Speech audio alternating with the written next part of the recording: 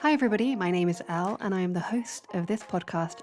If you haven't listened before, I speak with the stewards of conservation about our planet, the state that it's in, and the ways that we can protect it. As somebody who calls himself a peripheral scientist, working in disciplines that straddle both art and science, I find sometimes science can be quite intimidating. So, my aim with this show is to try to make science accessible and relatable. I ask scientists silly questions that helped us to connect deeper to the world of science and ultimately our planet. And today I have the most remarkable guest. It is my great pleasure to introduce Dr. Samuel Mitchell, a volcanologist and marine geologist, to the show. And this is a podcast first for Specimens. I've wanted to speak with a volcanologist since I started this show, and let me tell you that speaking with Sam exceeded any expectations I had. We truly barely scratched the surface. I could have spoken to him all day, but here's the episode.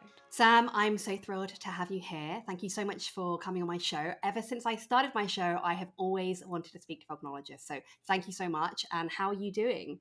Well, thank you so much for having me on, Elle, as well. I'm always happy to talk about volcanoes as well. I'm doing really, really well. Now, this is a really fantastic podcast. You have such a range of different people on, so it's nice to be able to introduce volcanoes into that mix. Definitely. And you're the first volcanologist that we've had. So this is really exciting. We're breaking new ground. And I'm really eager to dive straight in. But before I do that, I tend to take my guests right back to the start. I want to know what the world looked like through young Sam's eyes and when you started noticing it and becoming aware of the natural world. Unfortunately, I don't think I have the most romantic story that a lot of people sometimes have, where they saw a volcano where they were 4 or 5 years old, and that's all they wanted to do ever since.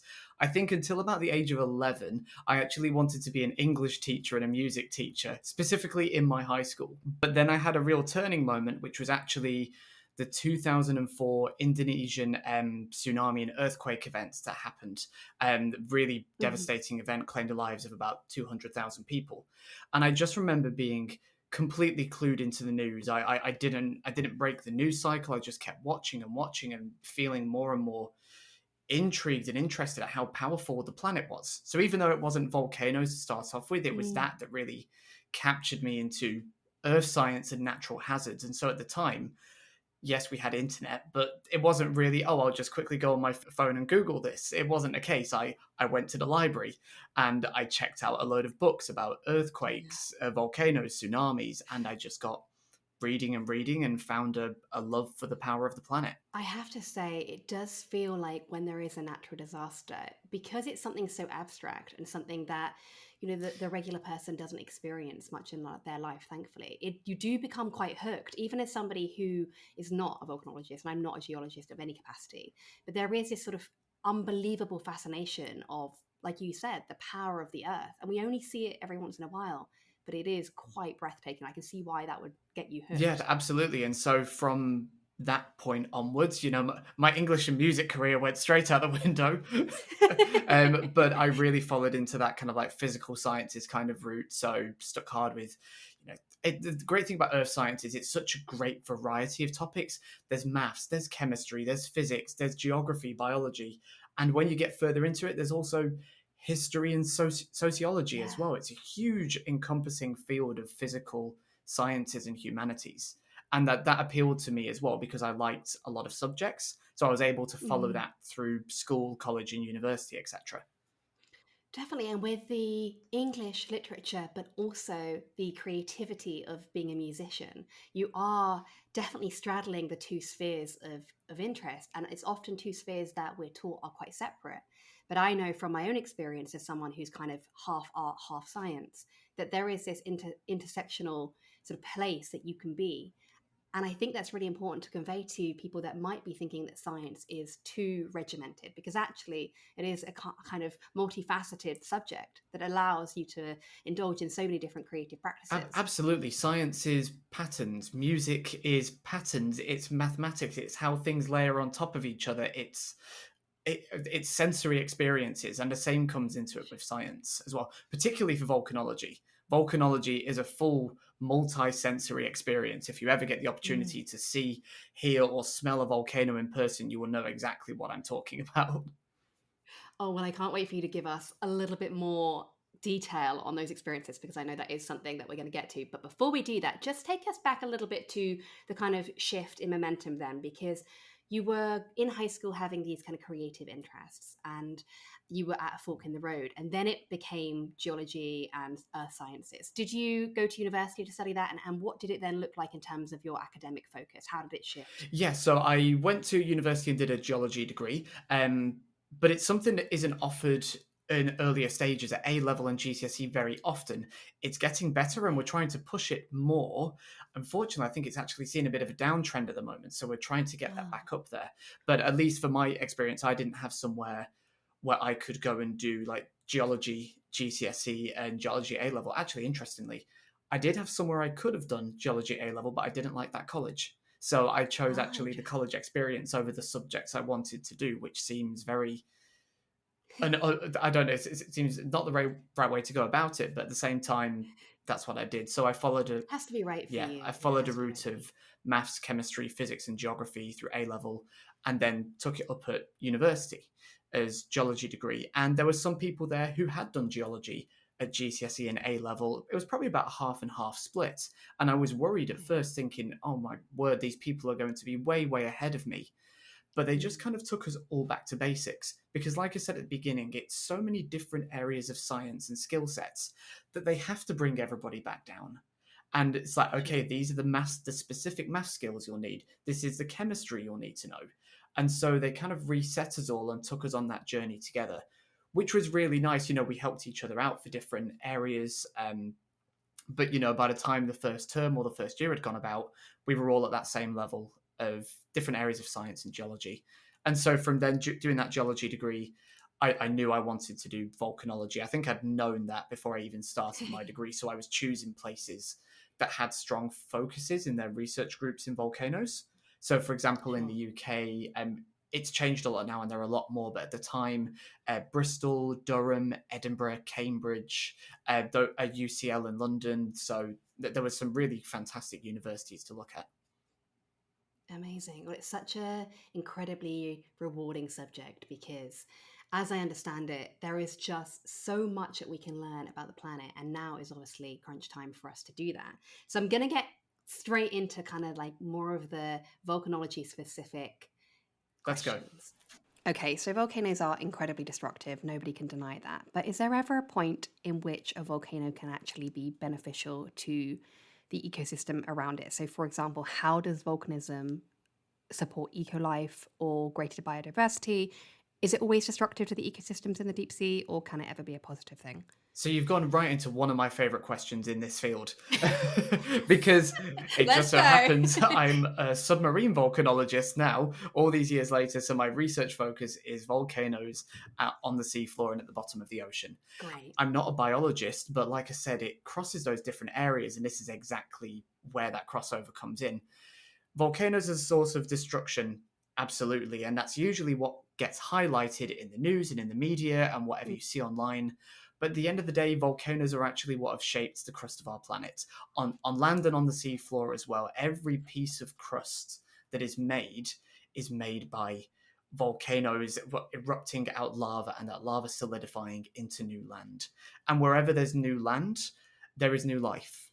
Sometimes it takes Mm. longer to develop than other places, um, but that area will always be colonized by some form of life, starting at your smallest level, your microbes, your bacteria, which then support larger organisms, and then you just build up food chains and webs from there as well. But specifically on the seafloor is a really interesting place because volcanoes around there are three key things that are really needed. The first, well, for any life, you need energy. That Mm. energy can be chemical, that energy can be thermal, and volcanoes provide both of those things. Because in the regions where sunlight isn't available, so organisms can't photosynthesize or respire as we would, you need chemical energy. And that chemical energy is supplied in nutrients in the ocean itself, but also from volcanoes. So you're looking at phosphorus, sulfur, nitrogen, and then you're looking at metals in there as well. Even things down to like copper, cobalt, iron, all of these different metals that make up our periodic table of elements, they're all useful ingredients to help stimulate life and create waters that can support life. Would it be a completely ridiculous comparison to say that a volcano on the seafloor is in some way similar to like a reef system? Yes, I guess in some ways, because particularly around hydrothermal systems, I'm sure many people might have seen these amazing videos of these chimneys and these towers growing out of the seafloor, Yes. just pumping out black smoke, white smoke, and that stuff is just, it's soup. It's a soup. It's a chicken noodle soup that grandma makes. It's got all the best things in there that's going to support you throughout the day. Um, but it really, really is. It's this chemical mixture of everything that's just good and coming out of the seafloor. And so, as well as that chemical mixture, there's also a physical structure to support life. And these hydrothermal systems, what we call black smokers and chimneys, you've seen them. They've got like platforms and ledges and different mounds. So they've got areas and surface for life to also colonize on, just like a coral reef. The more complex a coral reef is, the more you create areas that are, hidden away, that are protected from predators. And it's exactly the same thing with these hydrothermal systems. Incredible. And we're hearing that that is extremely positive for the ecosystem. But if we were to look at the other side of the coin, because of course it's a podcast and we want to talk about all the good and the bad, when a volcanic eruption does happen, I know that gases are released into the atmosphere. So, how much impact on the Earth's climate as a whole is then being felt by volcanic activity? And can you talk to us a little bit about sort of short or long term climate changes that we're seeing as a result of this? Yeah, absolutely. So volcanic magma is chocked full of dissolved gas. Those primary ones, there's water, carbon dioxide, sulfur, and then some of the nastier stuff, chlorine and fluorine. So when that mixes with water in the atmosphere, you get hydrochloric gases, hydrogen sulfide, hydrofluoric acid in some cases as well. So this stuff is pretty nasty. But some of the stuff I've mentioned in there, CO2, we know CO2 as a big, obviously, a climate controller is increasing global temperatures, but then sulfur actually does the opposite way around. So even though volcanoes can pump CO2 into the atmosphere, which potentially we would think would cause warming, when you pump sulfur into the atmosphere and that mixes with water, it creates aerosols in the form of sulfate. And what aerosols do is the opposite effect, and they bounce sunlight back off each other, or they absorb it. So you actually produce cooling. So for a lot of volcanic eruptions in Earth's history, the biggest ones, we actually see drops in temperature as opposed to spikes. So these were, and we've seen that fairly recently, even 20 years ago, Mount Pinatubo 20 years ago? 30 years ago.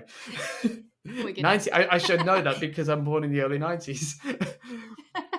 1991, Mount Pinatubo, huge eruption like we've not seen for about 100 years.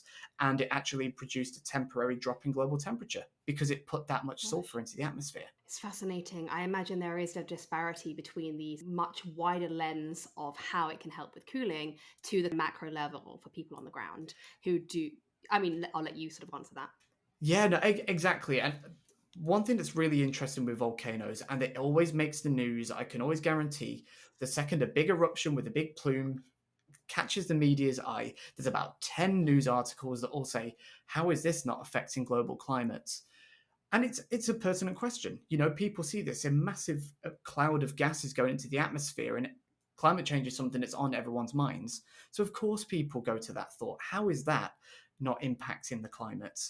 But the thing is, we have the numbers on this, and the amount of CO2 that's put into the atmosphere by volcanoes is only about 1 to 3% of what humans put into the atmosphere for CO2. So it's a tiny amount. Volcanoes are big, their plumes are big, but what we've also got to remember is the atmosphere is also very, very, very, very big. So on a relative scale, that single eruption, once it's all mixed in, actually doesn't have a great impact on how much CO2 is already up there.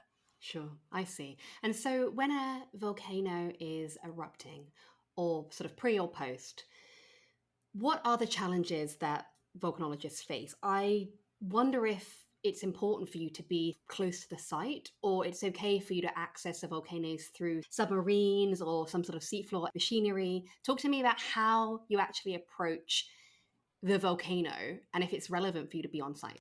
Yeah, that's a really great question because no two volcanologists are the same. Okay. As much as the news and the media might like to portray us as, the Pierce Brosnan in Dante's Peak running and saving the love interest in the I kids. did wonder if Dante's Peak was going to come up today. But sadly, that's not how it always happens. Sure. We're not always out there saving the dog from the lava flows.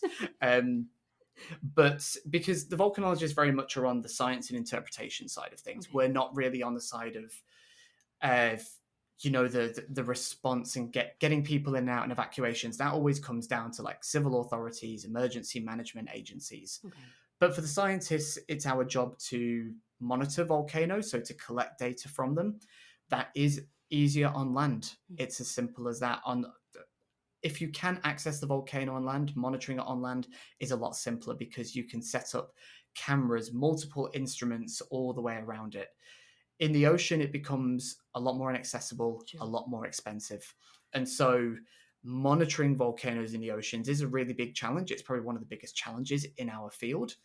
But the difference between, so say we're looking at a seismometer, something that can detect earthquakes around the volcanoes, which is a really good sign of, magma moving in the ground. The difference between having 0 seismometers versus 1, and then 1 versus 10, it's the 0 to the 1 that is actually the biggest change. It's that difference between having no money and a little bit of money versus a little and a lot. Yeah. And so even just getting down one scientific instrument on submarine volcanoes is so, so valuable because it can tell us just about activity in general. We might not be able to locate it and have it as, keyed down as we might do on land. But when it comes down to the biggest thing is cost of marine exploration. Sure. It costs money to take ships out to volcanoes in the oceans. It costs money for the crew, for the food you need for the expedition, for the technicians you need to be able to run your submarines, for everything else that you need to do, all the equipment that goes onto a submarine, to pay the scientists to be on board, versus on landfill work, which can be actually can be done relatively simple. I was in the field a couple of weeks ago, and the whole thing cost me less than £1,000 to do everything I needed to do, and I collected really good data. But it can cost tens and hundreds of thousands of pounds to do the equivalent things in the ocean. I bet. Okay, so you just said there that you are collecting data, and forgive me if this sounds silly, but what is more important or relevant to a volcanologist? Is it the data on the activity of a volcano before it erupts, during the eruption, or afterwards? Yeah, I guess it depends on the goal. Are you looking to monitor that volcano, or are you going to a volcano that is erupting? So you want to collect fresh samples and observations to look at that eruption style, the dynamics, and what's actually happening.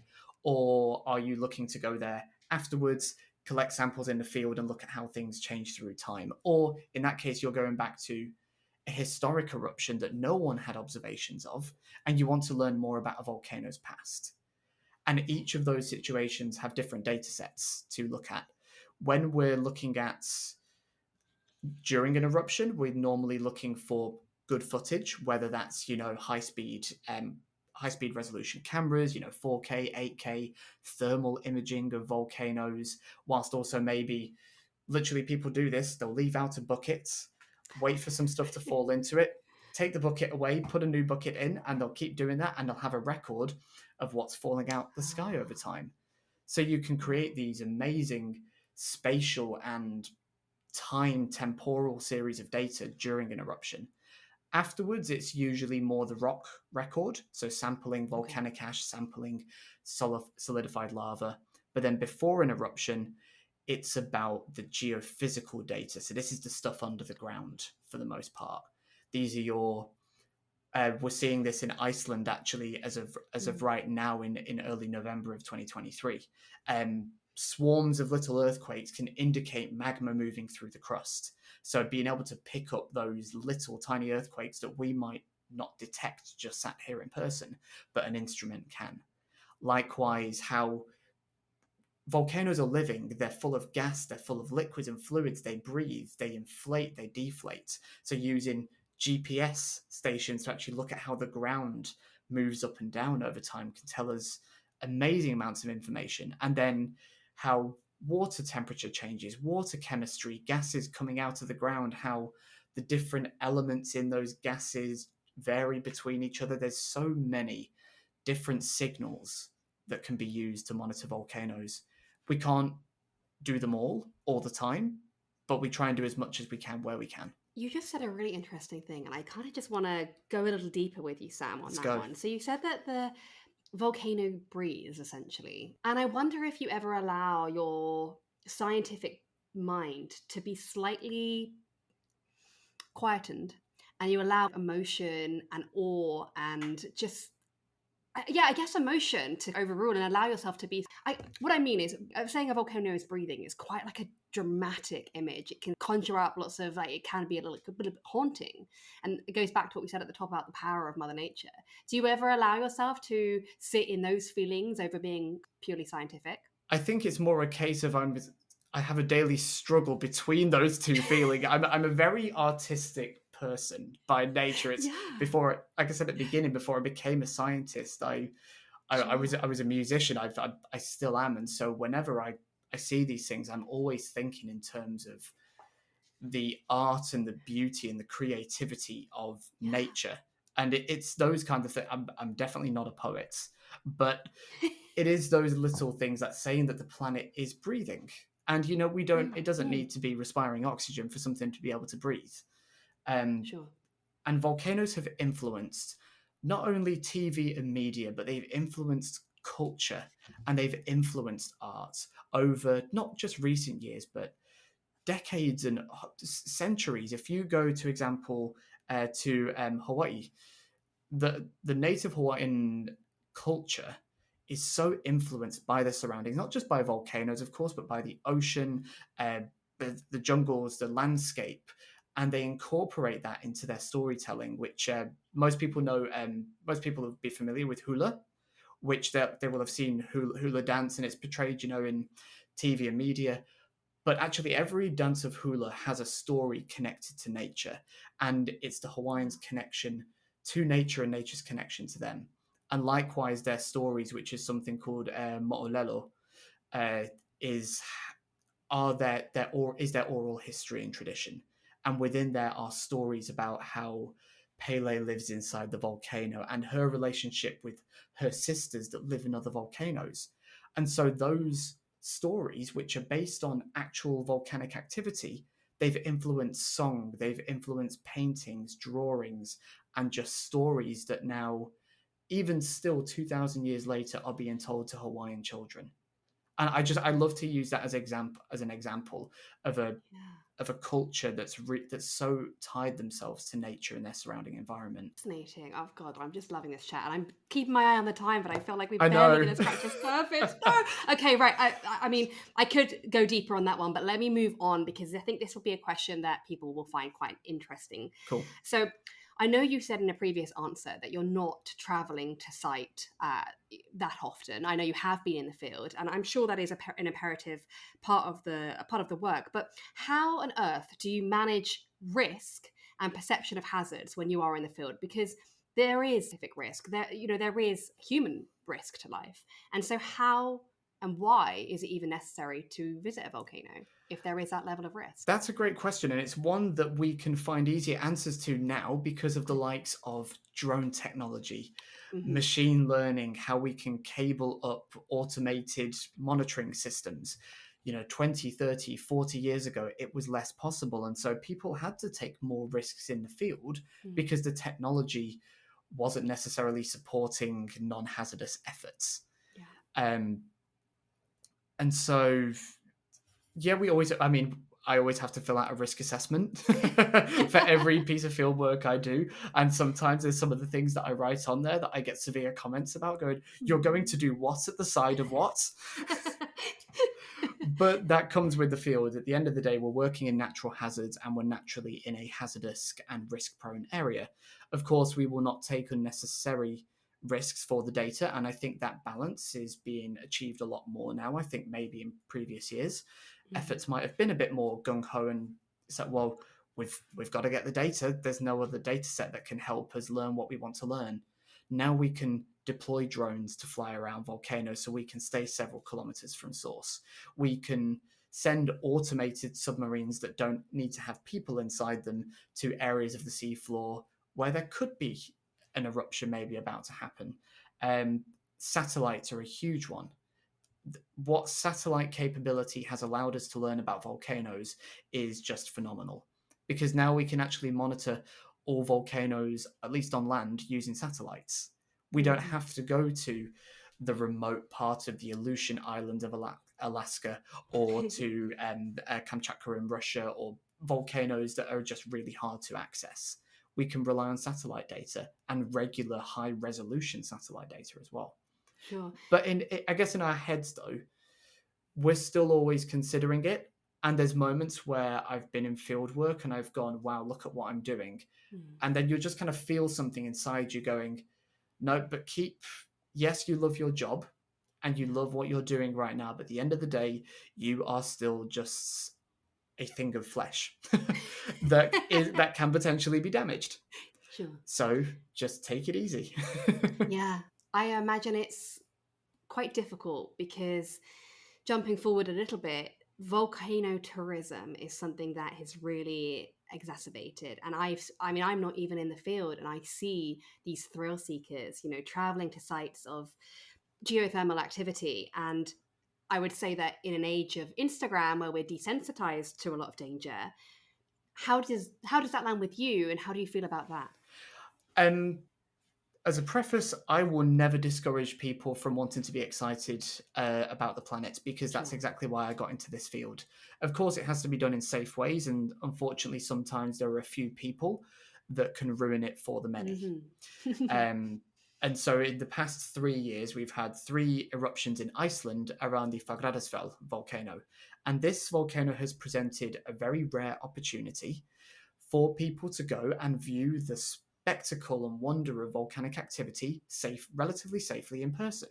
Because it was a relatively small eruption, it's just kind of spewing out lava, feeding slowly moving lava flows in a relatively contained area.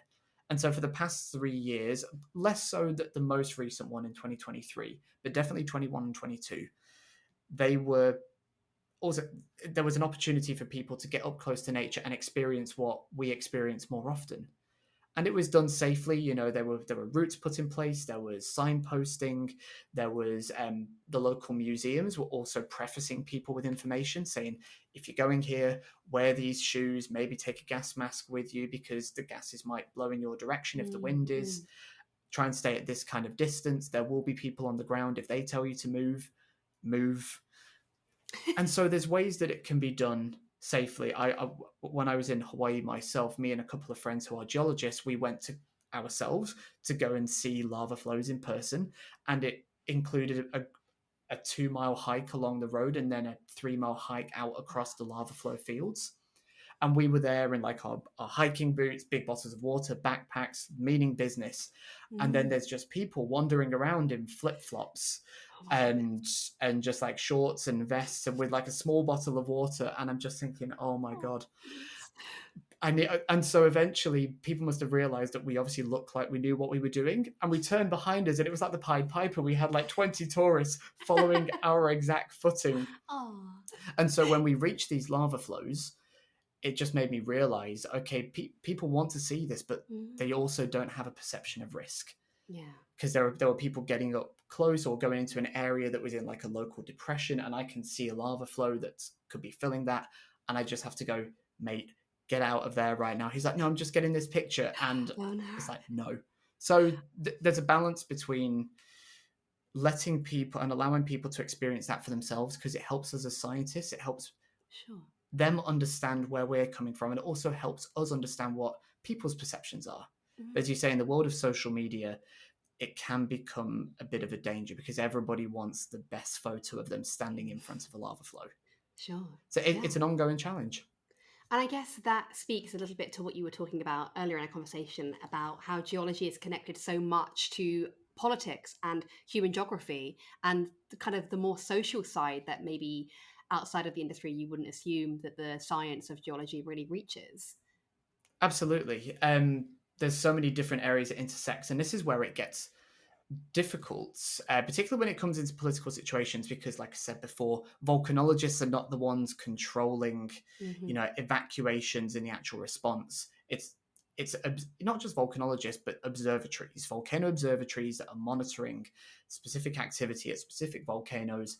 They collect the data, they pass the data on to emergency management and try and say, this might happen here.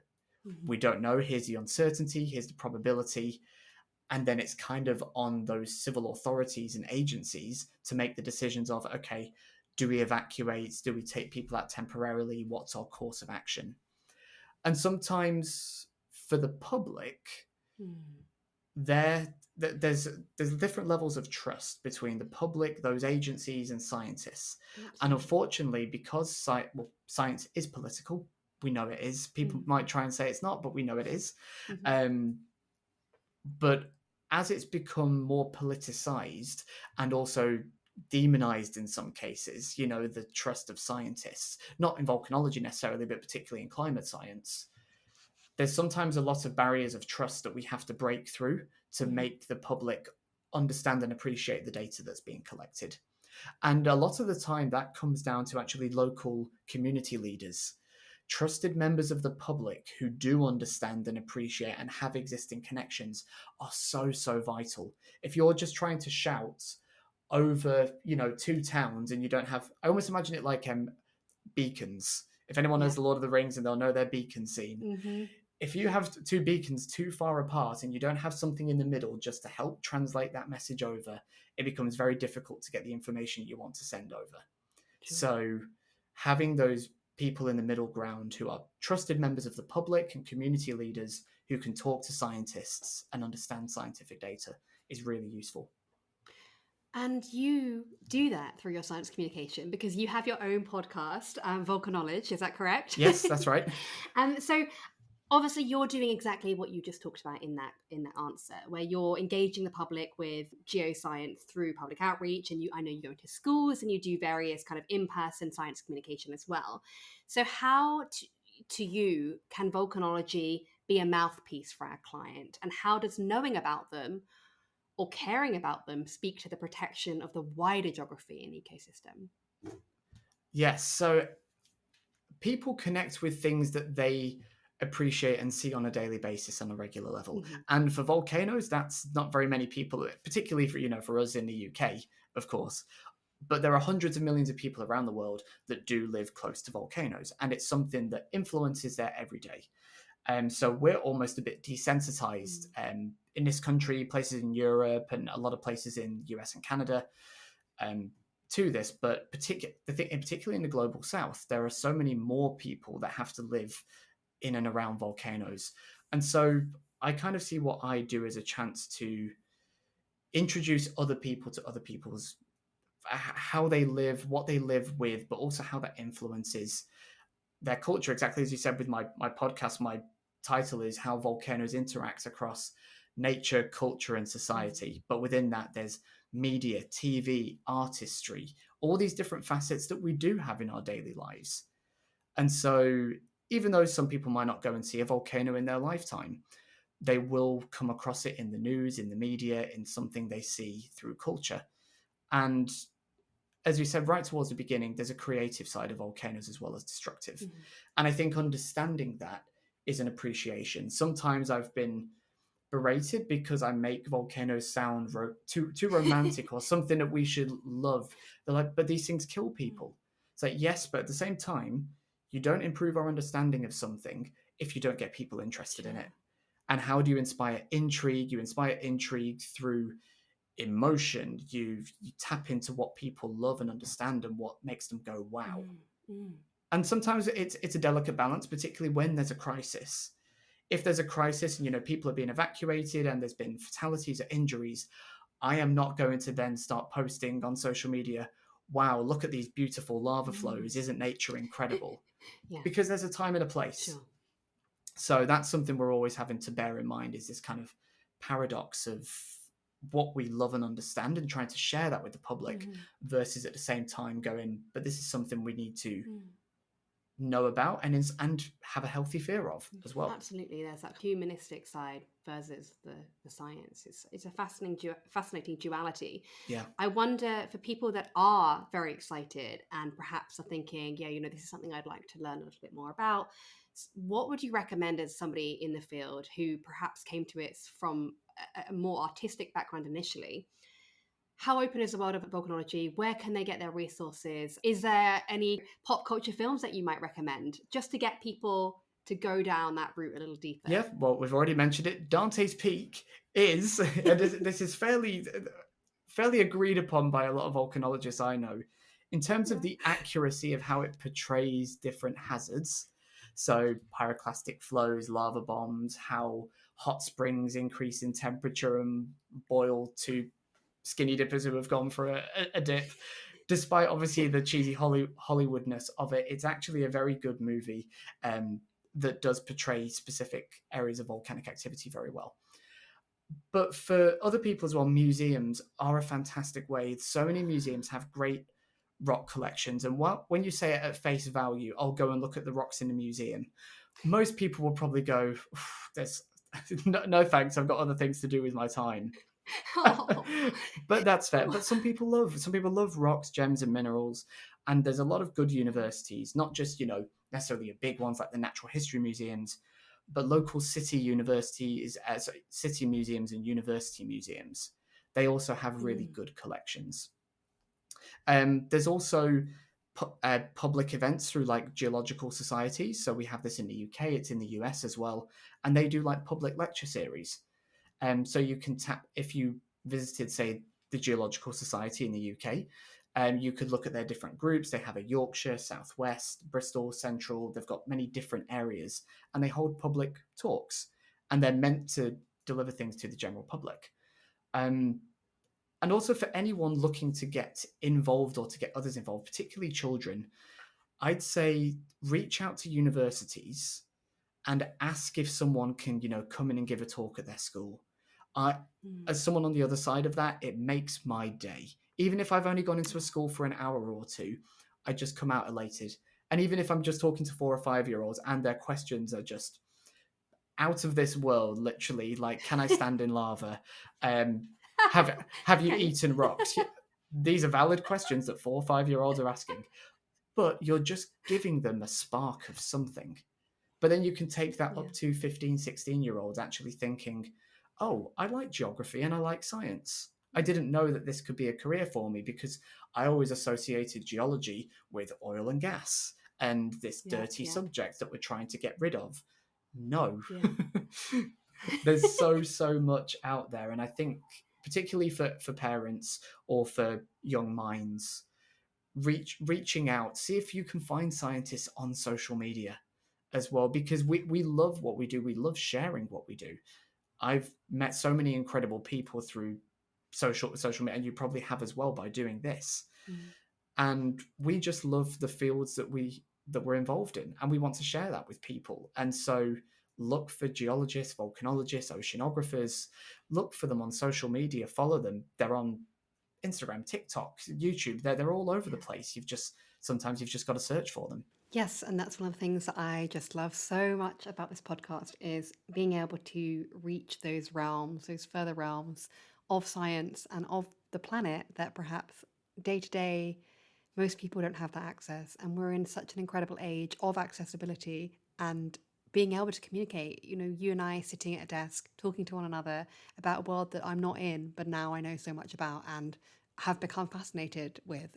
I can't let you go, Sam, without giving you the opportunity to tell us either something incredible about volcanoes that we might not know, or the most incredible experience you've ever had. Okay, I can do both of those or quite both. quickly. Yeah, there we go. Let's do both. Let's do Okay, both. so the very simple one from my field is that we estimate around 80% of the world's volcanic activity happens on the seafloor.